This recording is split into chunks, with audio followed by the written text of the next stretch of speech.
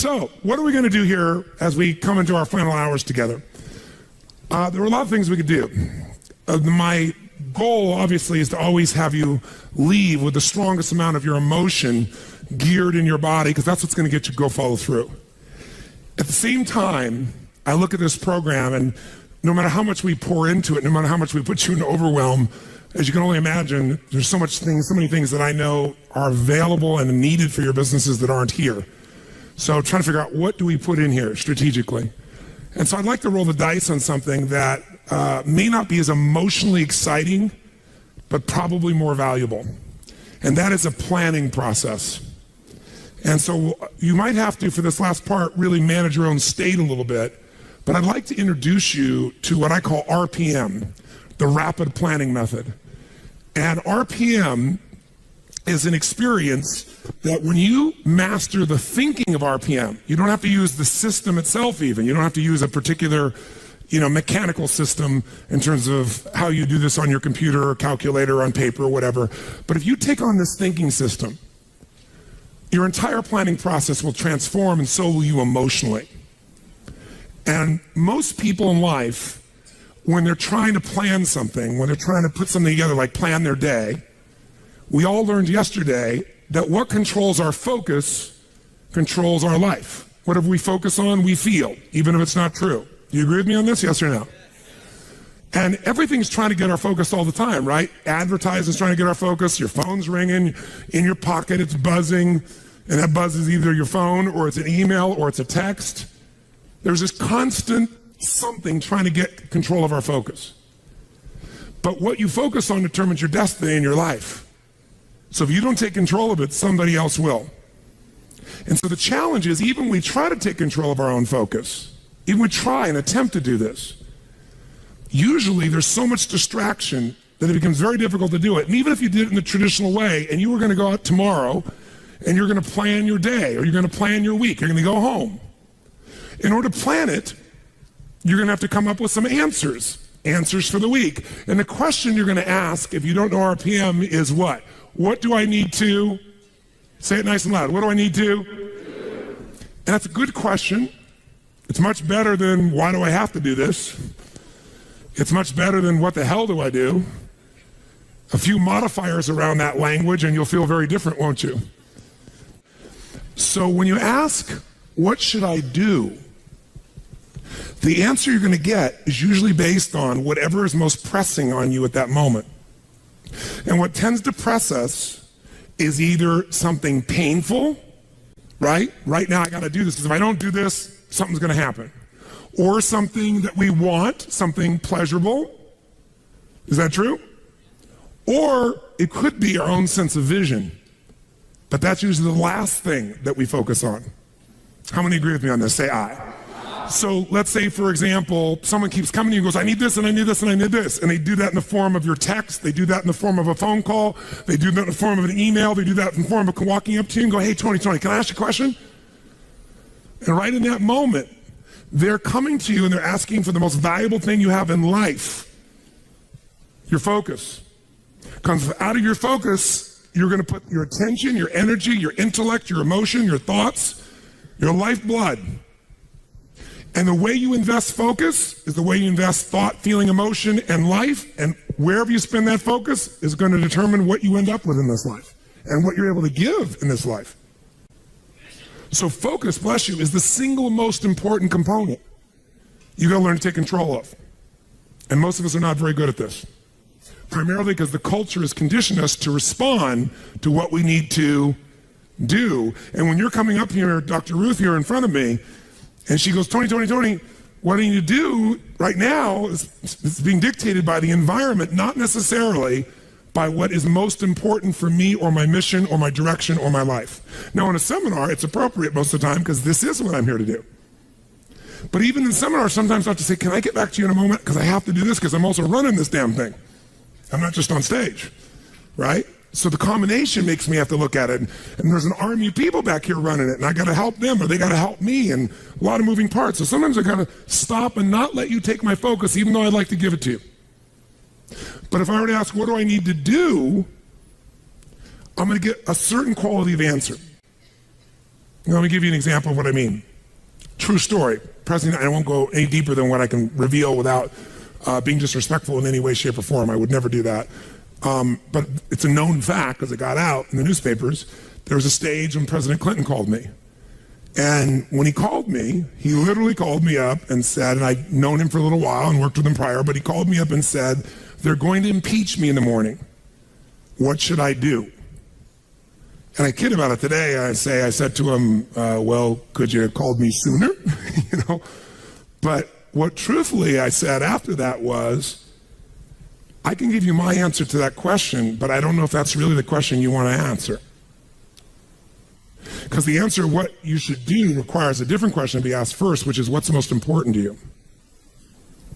Because if what's most important to you is to stay in office, then obviously you should just keep doing what you're doing, because even though they'll go try to impeach you, they won't have enough votes and you'll stay in office.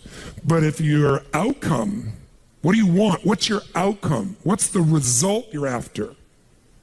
That changes what you do. If your outcome is to regain respect from mothers, fathers, what they can say to their children about the President of the United States, then based on that, you might have to do something different.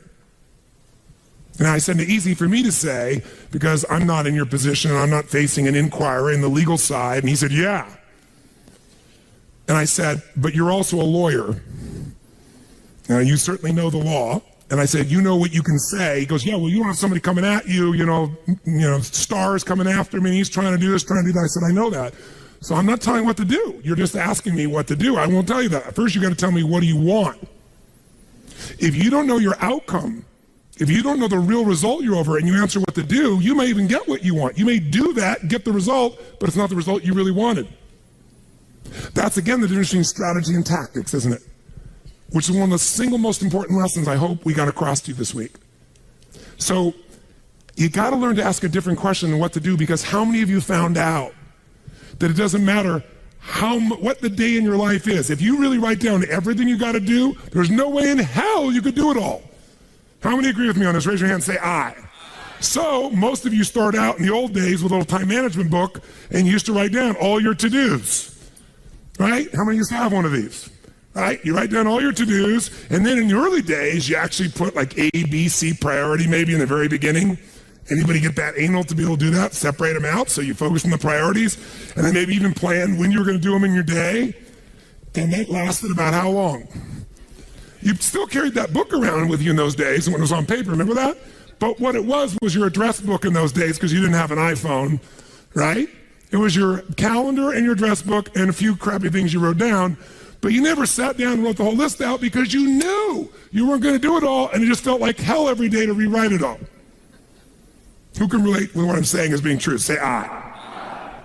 So when I only had one company to run, I was just a kid, I went to one of those programs prior to the days of Franklin and Covey and all those guys. It was called the Time Bank.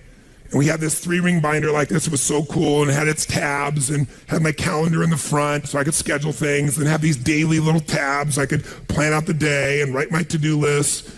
And then it had my A through Z's in the back where I could file under people's names and things, all the details I needed. And then that was all the phone information, because there wasn't email in those days.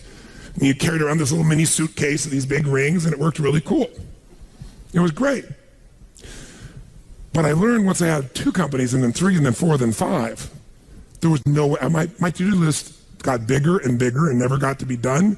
And I found myself not writing it down, and then I found myself doing it in my head. And I got a pretty good memory, but man, that was painful. I felt the shock of it all over again. Bottom line is, I said, there's got to be a better way. And I kept thinking, what controls our life is what we focus on. What we focus on, we feel. What we feel and focus on, we move towards. Wherever focus goes, energy flows. So wherever your focus goes, energy flows. So if I want to control my focus, the most powerful way is by asking what? Better questions.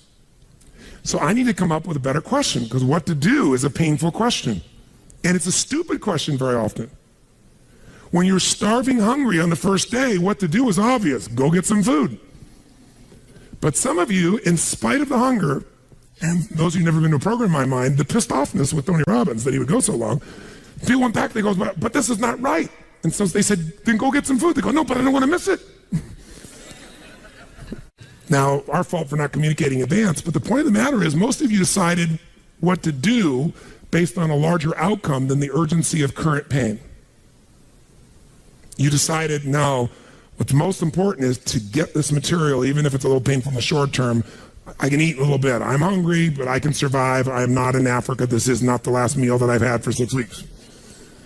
There may be some body fat I could be burning in the next 2 hours while I'm learning. Who knows? You know, maybe. Maybe I'm not really dying. Maybe that's just the language I use, and the language I use is producing my emotion. People say they're starving. Really? Look in the mirror. Are you starving? No, I didn't say that to anybody because no one came up and said anything to me about it. That Tony. Oh, Tony, will you take a picture with me? Yes, of course, right?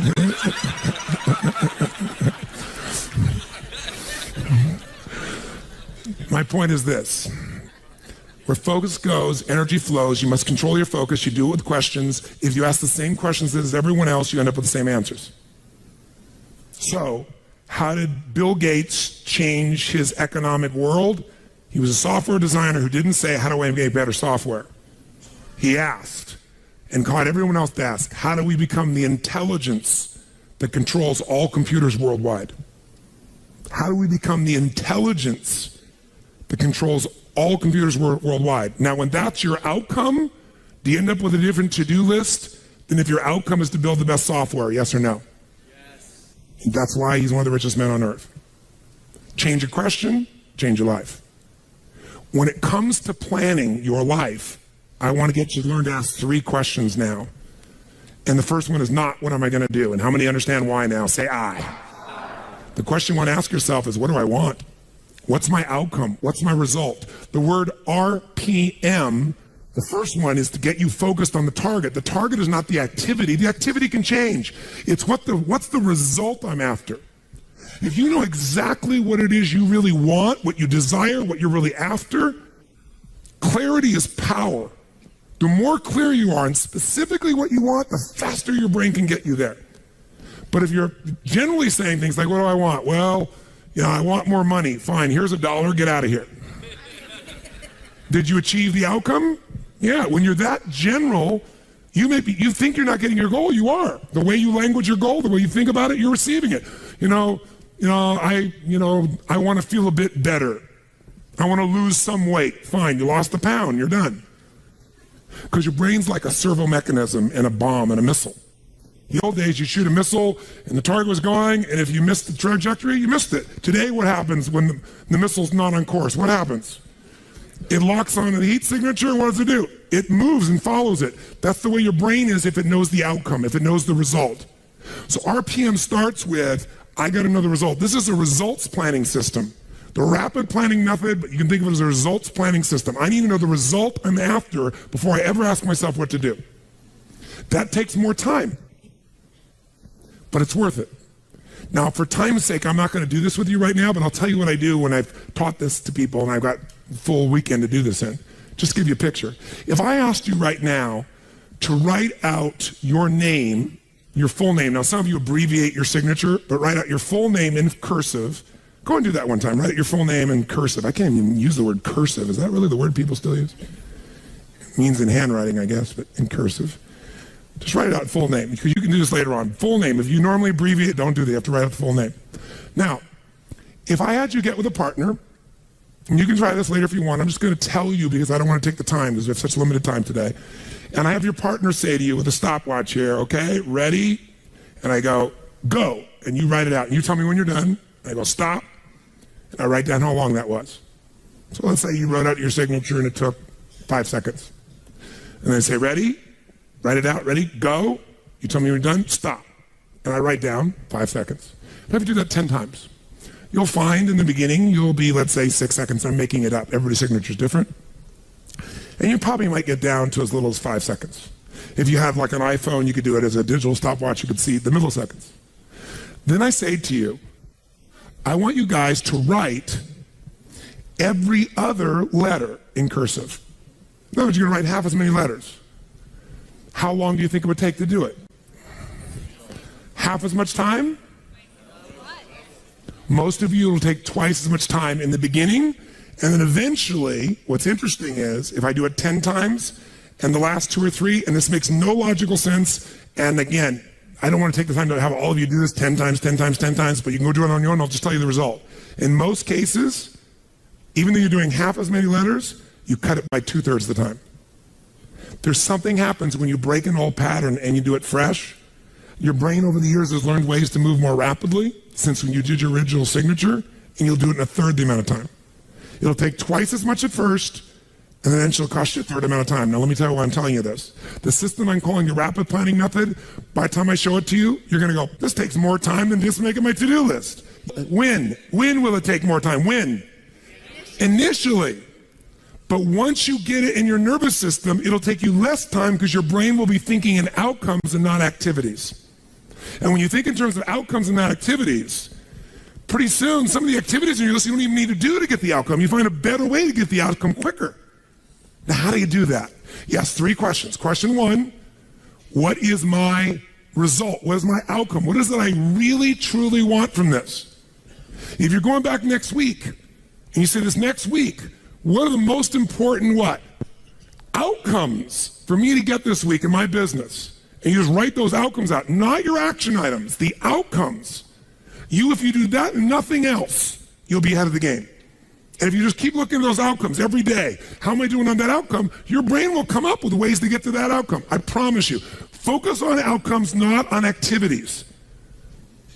Action for most people, activities, most people may mistake movement for achievement.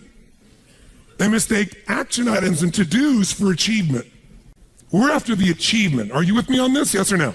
Yes. It's a different way of thinking, and I think all of you inherently have it, but if you make this ritualized, just like the things you learned this week, they're all great, but if you don't systematize them, they'll work when you do them. But if you systematize them, right?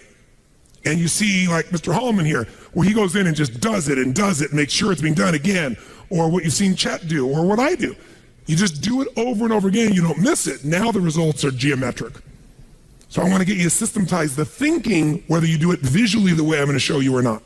So, first question, what's the result I'm after? What's the ultimate result? What do I want out of this week, out of this thing, out of my business, out of my life, for my body?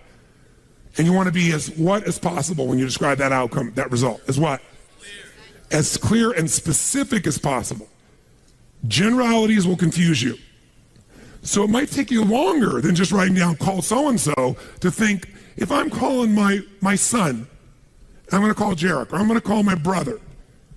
This is what goes through my head before I call him, always. What's my outcome? Because I don't want to just call him. I want Jarek to feel loved by his dad, or I'm thinking about what's my outcome. I've got to talk to him about this thing that's out there. I've got to make sure I get through to him on this because I want to guide him and move him in this direction. That's what I want to be as his father. I don't want to just chit-chat. I can do that too. If you think before every phone call, before every time you're planning your day, and you think before you have any meeting, what do you think the first thing I ask of anyone when we sit down in a meeting is?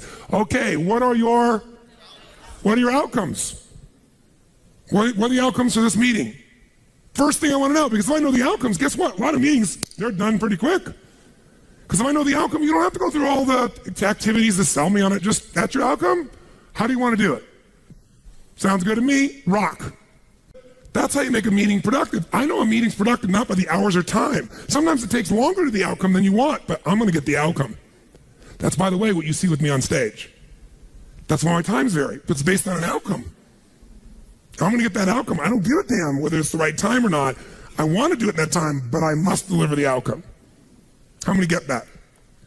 And by the way, how many like to have your company focused on outcomes, results, and not activities? Say aye. People say all the time, well, did you get that done? Well, I left them an email. I left them a voicemail. I've sent them 3 emails. How many times have you heard that? When that happens with me, I'm like, but I don't show it. I just like, really? Wow, that's fascinating. We'll explain about our culture. It's about getting the result. So I can help you if you can't figure another way to do it, but there may be 12 other things we might want to do. Maybe they don't have the answer. Maybe somebody else can give us the answer. The outcome was to get this information, not to leave an email or 12 or 3 voicemails. That will not do any of us any good. How many follow? Now, whether you get the outcome or not, whether you get that result, will be based, first, do you have clarity? And the second thing is, whether you got enough emotional juice to keep going after it when things don't work out. So the second part of RPM is the purpose. RPM, by the way, how many knows what it means when you increase the RPMs in a car? Anybody here? What does that do? It builds up what? Power, speed. Higher RPMs, you can explode through something, right? You can make something happen. So think of this metaphorically also, this rapid planning method, this result planning method. So it's rapid planning, it's a result planning. You want a results-focused, purpose-driven, massive action culture. That's what RPM stands for. It's how you build up power and you break through. But whether or not you get that result will be, are you clear and specific? But also, do you have enough juice when it doesn't work out? How many of you are going after an outcome in your day or in your week, and for whatever reason, you're not able to get it? The person doesn't respond, they're not there, the thing's not there, something interferes, somebody interrupts you. Who's had their plans interrupted? Raise your hand and say, I. So whether you keep doing it or not is, do you have enough emotional juice? See, guys, you all know out of this week, you got more than enough to take your business to a whole nother level. You got more ways. You can go home and be artists now. And some of it, went by so fast, but many of you get to the program, you'll watch enough times, you'll be there. Somebody going to invite us in, we're going to be there and make sure you do it. So it's going to happen. But the art of it being followed through or not is going to come to you have the emotion to follow through, and that needs to be a part of your thinking also. So the next question I've always asked, besides the outcome, is why? Why is more important than how? Why are we doing this? What's the purpose? Purpose is more powerful than object. Purpose is more powerful than object. You say, I want $1 million. That's a great objective. I want $1 billion. Great objective. I want to feed 3,000 children in my community. That's a beautiful objective. It's even more specific. But even that objective, you might get excited about, so you realize what it takes to feed 3,000 kids. Right? And the politics involved, and all the people that don't follow through. And then you have this good intention, and somebody else is pissed off because one of the kids didn't get fed. Right? And you did everything you know how to do. What's going to make you keep going? Purpose. Why do you want to feed those 3,000 kids? Why do you want to make that $1 million, that $1 billion? Why are you going to take your business to the next level? Why is the most important thing to know? Because that's where all the emotional juice and fuel is to actually get you to go through when the challenges show up. Every person you see who's on fire and is successful knows the why. You know what the problem is? You might know the why in the beginning. You wrote a mission statement and stuff like that. You got to know why you're doing this right now. This right now. That's what's going to engage you and activate the why. You might have a why, but it's not active. How many follow the difference when I'm talking about here? Say I. Otherwise, that little law of familiarity shows up. Well, we're doing this because da-da-da-da-da, and you repeat the why, but it has no emotion behind it. See, if I take a stick pin, no, I don't see anything like that, but you know when a woman has a blouse and they have like a little stick pin in it? Let's think that stick pin is a word. And I take that stick pin and I throw it at you. Are you going to feel it? Barely.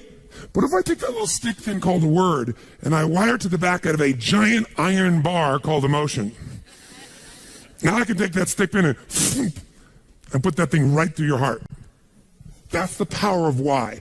RPM. R is the result, the outcome. What you're after, P is the purpose. It's the why. 80% of success is why. 20% is how. Get a big enough why, people will figure out how to do it. Yes. How many agree with me on this? Say I. So you better know your why. So, talking to the president, tell me something. What's your outcome? And then why? And then once we know the why, we know what you're after and why, then the question is, how do we do it? We know what we're after, why, how do we do it? By the way, are there lots of hows to get to an outcome, yes or no? Yes. Are there many paths to get a result, yes or no? Yes. Some are more efficient than others. And you're not going to know. So you know what you do? You brainstorm out all the hows you can think of. All the things you could possibly need to do to get that result. And then you narrow it down to the 20% that makes 80% of the difference. And you'll find out you don't have to do that whole to-do list. In fact, wouldn't it be nice to write your whole to-do list and not do it and still get the outcome? How many prefer that? Say I. That's RPM. I love it when I don't do my to-dos and I got the outcome. That's the coolest thing in the world. You might have done one or two of them, but it's then learning selectively which ones are going to create it. But the only way to do that is to brainstorm out the M, the massive action plan. If I know the result I'm after, I know what it is I want, what's the outcome, what's the result, what do I want specifically, clearly, and I know the why, and the why has got to move who? Who does the why have to matter to? Everybody around you. Well, if it's a why you're trying to get everybody to deal with, they got to have a why involved in it. But people do things for different reasons. People donate money for different reasons. Some of you donated money the other day here because you were moved by the experience. Some of you did it for connection. Some of you did it to contribute. Some of you felt guilty if you didn't do it because somebody else did beside you. Or you have a lot of money and you feel guilty about it because you didn't earn it. I'm not saying anybody in this room, but that's how some people are. They inherited it, so they feel guilty. Some people do things to get their name up on the wall. Some people today do it anonymously and then tell everyone. Isn't it true? Yeah, just confidentially. That was me. You know? And everybody tells everybody that it's anonymous. They're doing it for significance. Some do it for connection. Some do it for contribution. I don't care why a person does it, but we do it. But if you're going to work with a group of people, you better make sure the why touches on all their needs. Does that make sense? When it's you, whose why does it have to be? Whose why does it have to touch? Whose purpose does it have to be? Your own, for you to be moved. So if you know the result and you know the purpose, now you need the M, which is the massive action plan. We also call the massive action plan the map. It's your massive action plan, your map. How are you going to get there? What are you going to do? And by the way, when you're crystal clear on what you want and you know why you want it, you can make a big map. You can brainstorm a million ways to do it. Not all your houses are going to work. That's why you make a whole map. And then go back and gradually asterisk the ones that are the most important and go hit those. You might get the whole outcome in the first two action items and get rid of your whole rest of your list. This is RPM. This is how I operate. Now, if you never did this on paper and you just did this thinking process in your head, you'll get invaluable resources. If you learn to put this on paper, it'll be more powerful because then your brain isn't racing and you can see it. If you make it into a system that you personally use, your productivity will explode. If you teach your whole company to do this, your company will go to levels you can't even imagine because everyone will maximize their productivity. And it is different than any other system in its essence because it causes a different focus with a different level of emotion, greater creativity as a result of that, and then it shows you how to leverage it all. Does this make sense? Yes. So those three pieces, results planning, asking what question? What's the first question you're going to always ask? What do I really want? What's my outcome? What's the actual result I want from this day, from this week, from this conversation, from this meeting? Doesn't matter what it is. If that's all you ever do, you're already practicing RPM at a fundamental level. But if you want to juice it up, you ask the second question. What's the second question? Quick. Why do I want it? Why? What's juicy about this? What excites me about this? What do I really want about this? If I'm going to call this person, why am I calling them? And then you know what? When you get a stronger why, the action items change because you're in a different what? Who knows? A different what? Make that same call without any clear outcome and any clear purpose, or the outcome is get back to them. That's my goal, get back to them. What's going to be the quality of the writing or the phone call or the vocal quality when you're getting back to somebody? Versus if you know, my outcome is to make sure they feel like I am so in their corner that I'm here to make sure their needs are completely met, more than they've ever met by any person they've ever spoken to on the phone before, and that I'm here for them and they can count on me. Why? Because that's who the hell I am. Because when people deal with me, they have found someone like no other human being they've ever dealt with, and I am a source they can count on. That's why I don't have to go chase 8 million new clients. That's why they stay my client for 17 years and pay me $1 million a year to talk to them on the phone once every 10 days for 10 minutes and see them 3 times a year for an hour. And I get a piece of the upside, so sometimes I get a couple $1 million for that. Why would somebody pay you that kind of money? Because when my guy calls me, he gets delivery he can't get anywhere else on the face of the earth. So I pride myself in that. And by the way, that feels juicy to me. It means my need for contribution, for my need for growth, my need for significance. I'm the best at what I do. My need for certainty, I deliver. And it's variety. Who the hell knows what's going to happen when I pick up this phone? It's different every time. Because the market's changed, something's going on. How many follow? Say I. It's a very different thing than, oh, I'm getting back to my client, right? And the way you're going to come across is different. And everybody will go, wow. And in life anyway, by the way, the people who are the very best on earth that get paid everything like 100 times more than everybody else, they're just a little bit better than everybody else. It's like, a bear's chasing you. I don't have to be that fast, just that much faster than you. Right? In life, you just have to be a little bit better than everybody else, and you get all the rewards. And that little bit better, to me, is RPM.